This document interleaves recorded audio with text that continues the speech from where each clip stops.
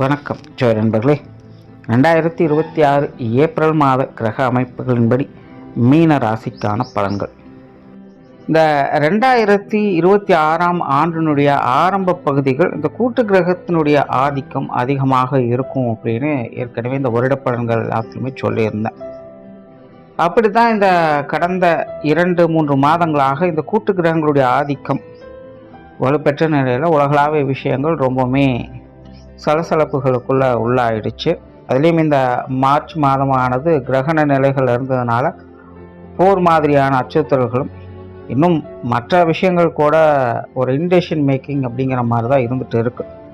ஆனால் இந்த கிரகண மாற்றங்களால் ஏற்படக்கூடிய விளைவுகள்லாம் எப்படி இருக்கும் அப்படிங்கிறத பற்றி கூட ஏற்கனவே வீடியோலாம் போட்டிருக்கோம். ஆனால் இந்த ஏப்ரல் மாதம் அப்படின்னு பார்த்தோம்னா இந்த கூட்டு கிரகங்களுடைய ஆதிக்கம் அப்படிங்கிறது சற்று விலக ஆரம்பிக்குது. அதாவது முழுவதுமாக விலகிறது இல்லை, பட் இது வரைக்கும் ஒன்றாக இருந்த கிரகங்கள் அப்படிங்கிறது இனி அப்படியே நகர்ந்து விலகி போக ஆரம்பிக்குது. ஆனால் இந்த ஏப்ரல் மாதம் அப்படிங்கிறது கடந்த 2-3 மாதங்கள் இருந்த மாதிரி பெரிய அளவு ஸ்ட்ரெஸ் எல்லாம் இருக்காது. ஓரளவுக்கு எல்லா விஷயங்களுமே ஒரு கம்ஃபர்ட் ஜோனுக்கு வரத்தான் ஆரம்பிக்கும். பட் இன்னும் முழுவதுமாக பெரிய அளவில் கிரகங்கள் விலகலை அப்படிங்கிறதுனால அடிக்கடி ஏதாவது ஒரு பதட்டம் அடைகிற மாதிரி நியூஸுக்குள்ளே கொடுத்துக்கிட்டு தான் இருப்பாங்க. பட் இருந்தாலுமே நாரதர் கழகம் நன்மையில் முடியும் அப்படிங்கிற மாதிரி தான் விஷயங்கள் எல்லாமே மாறும். அதனால் இந்த உலகளாவிய விஷயங்கள் அப்படின்னு பார்க்கும்பொழுது இந்த மாதம் ஓரளவுக்கு எல்லாமே கொஞ்சம் கட்டுப்பாட்டில் வரும் அப்படின்னு சொல்லலாம். பட் ஆரம்பத்தில் கொஞ்சம் அப்படி இப்படின்னு சொல்லுவாங்க. பட் இருந்தாலுமே அதெல்லாம் பெரிய தாக்கத்தை எதுவும் ஏற்படுத்தாது. பட் இந்த மாதம் இயற்கை சீற்றங்களில் கொஞ்சம் கவனமாக இருக்கணும். பொதுவாக சித்திரை மாதம் கத்திரிவேல் கொளுத்தி எடுக்கும் அப்படிங்கிறது தான் எல்லாத்துக்கும் தெரியும். பட் போன வருடம் பார்த்தீங்கன்னா சித்திரை மாதம் நல்லா மழை பெஞ்சுது. அதையும் ஏற்கனவே அந்த பலன்களை சொல்லியிருந்தோம். இந்த வருடமும் பார்த்தீங்கன்னா இந்த சித்திரை மாதங்களில் மழை பொழியும். பெரிய அளவில் இந்த வெயிலினுடைய தாக்கம் அப்படிங்கிறது இருக்காது. பட் சித்திரை மாதத்துக்கு முன்கூட்டியே பார்த்தீங்கன்னா இந்த வெயிலினுடைய தாக்கத்தை ஓரளவுக்கு காட்டிட்டு போயிடும். அதனால் இந்த ஏப்ரல் மாதம் நீர் சம்பந்தப்பட்ட விஷயங்களை தான் கொஞ்சம் கவனமாக இருக்கணும். கடல் சீற்றங்கள் இல்லைன்னா ஆறுகள் அலப்பறித்து போகிறது, இல்லைன்னா அதிக மழை பெய்தால் அதனால் ஏற்படக்கூடிய பாதிப்புகள், இல்லைன்னா நீர்நிலைகளில் இருக்கக்கூடியவங்களுக்கு ஏற்படக்கூடிய பாதிப்புகள் அப்படின்னு இந்த நீர் சம்பந்தப்பட்ட தொந்தரவுகள் அப்படிங்கிறது இந்த மாதம் கொஞ்சம் அதிகமாகவே இருக்கும். ஸோ அதனால் எல்லாருமே அது சார்ந்த விஷயங்கள் காரியங்களில் கொஞ்சம் கவனமாக இருந்துக்கோங்க. மீன ராசிக்கு இந்த மாதம் உங்களுடைய ராசிநாதன் ராசிக்கு 4ஆம் இடத்துல இருக்காங்க. ராசியில் சனி செவ்வாய் புதனுடைய சேர்க்கை இருக்குது. ஸோ மீன ராசியை பொறுத்த வரைக்கும் இந்த மாதம் இக்கரை கக்கரை பச்சை அப்படிங்கிற மாதிரி தான் இருக்குது. ஒரு பக்கம் ரொம்பவுமே சுறுசுறுப்பாக செயல்படுவீங்க, இன்னொரு பக்கம் உங்களுக்கே அது டயர்டை ஏற்படுத்தி கொஞ்சம் லேசினஸையும் கொண்டு வந்து விட்டுடும். ஸோ திடீர்னு ஹைப்பராக இருப்பீங்க, திடீர்னு டல்லாக இருப்பீங்க, திடீர்னு ரொம்ப சந்தோஷமாக இருப்பீங்க, திடீர்னு ரொம்ப கோபமாக இருப்பீங்க. ஸோ எப்போ என்ன ஸ்டேட்டஸில் இருக்கும் அப்படின்னு உங்களுக்கே தெரிய மாட்டேங்குது அப்படிங்கிற ஒரு சூழ்நிலை தான் மீன ராசிக்காரங்க இந்த மாதம் ஃபேஸ் பண்ணிட்டு வருவாங்க.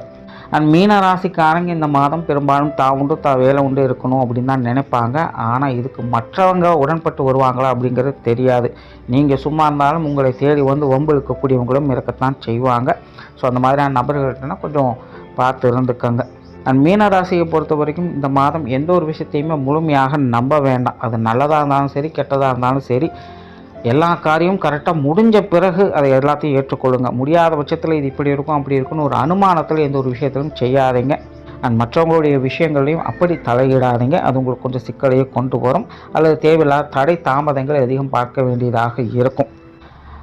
அதே போல் மீனராசியை பொறுத்த வரைக்கும் இந்த மாதம் ஆன்மீக விஷயங்கள் காரியங்களில் ஈடுபாடுகள் அதிகமாக இருக்கும். ஆன்மீக சிந்தனைகள் மேலோங்கக்கூடிய ஒரு மாதம் அப்படின்னு சொல்லலாம். இன்னும் சிலருக்கெல்லாம் பார்த்திங்கன்னா இந்த பிரயாண ரீதியான விஷயங்களில் ஈடுபாடுகள் அதிகரிக்கும். தொலைதூர பிரயாணங்கள் தவிர்க்க முடியாதாக இருக்கலாம். கிட்டத்தட்ட காலில் சக்கரம் கட்டி சுற்றுறாங்க அப்படின்னு சொல்கிற மாதிரி மீன ராசிக்காரங்க எங்கேயும் அங்கேயுமாக ஓடிக்கொண்டே இருப்பாங்க. பட் என்னென்னா இது எல்லாமே கொஞ்சம் அலைச்சல் டென்ஷன் தரக்கூடிய ஒரு விஷயங்களாகத்தான் இருக்கும். அதனால் மீன ராசிக்காரங்க எதுவாக இருந்தாலும் கொஞ்சம் பொறுமையாக செயல்பட்டு வருவாங்க. அதனால் கோபத்தாபங்கள் அப்படிங்கிறதும் அதிகரிக்கும். விடாப்பிடியாக சில காரியங்கள் ஈடுபட வேண்டியதாக இருக்கும். ரொம்பவுமே வம்படியாக சில விஷயங்களை செய்ய வேண்டியதாக இருக்கும். நம்ம செய்கிறது சரியா தப்பா அப்படிங்கிறது நமக்கே புரியல அப்படிங்கிற மாதிரி கூட விஷயங்கள் காரியங்கள் இருக்கலாம்.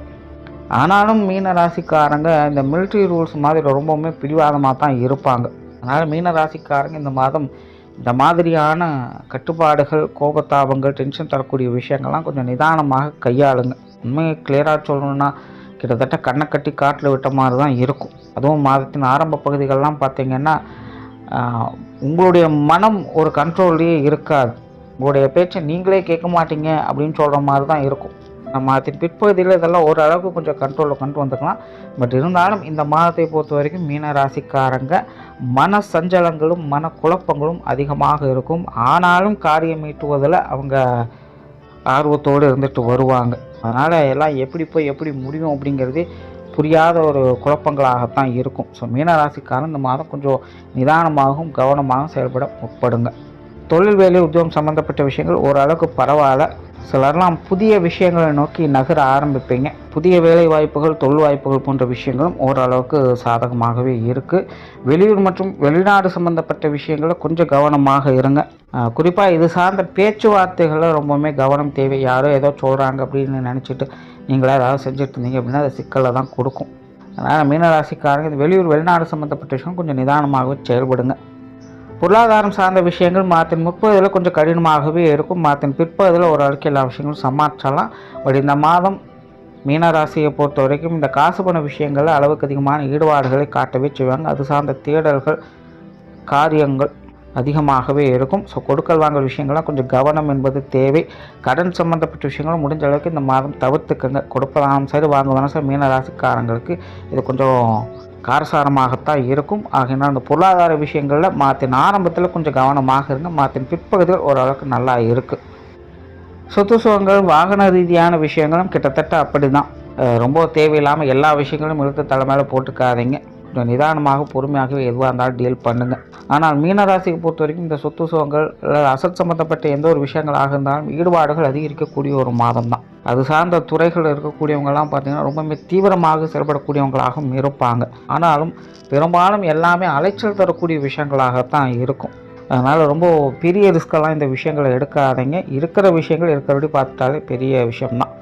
குடும்ப விஷயங்கள், காரியங்கள் இந்த மாதம் ஒரு கலவையான நிலைகளில் தான் இருக்குது. ஒரு பக்கம் குடும்ப பொறுப்புகள் அப்படிங்கிறது அதிகரிக்கும். இன்னொரு பக்கம் குடும்பத்துக்குள்ள விரயங்கள், செலவுகள் அதிகமாகவும் இருக்கும். அதே நேரம் குடும்பத்துக்குள்ளே கொஞ்சம் கூச்சல் குழப்பங்கள் அப்படிங்கிறதும் இருந்து கொண்டு தான் இருக்கும். அதனால் குடும்ப விஷயங்கள், காரியங்கள், குடும்ப உறவுகளில் ஏற்படக்கூடிய கான்வர்சேஷன் எல்லாத்தையுமே கொஞ்சம் நிதானமாகவே டீல் பண்ணுங்கள்.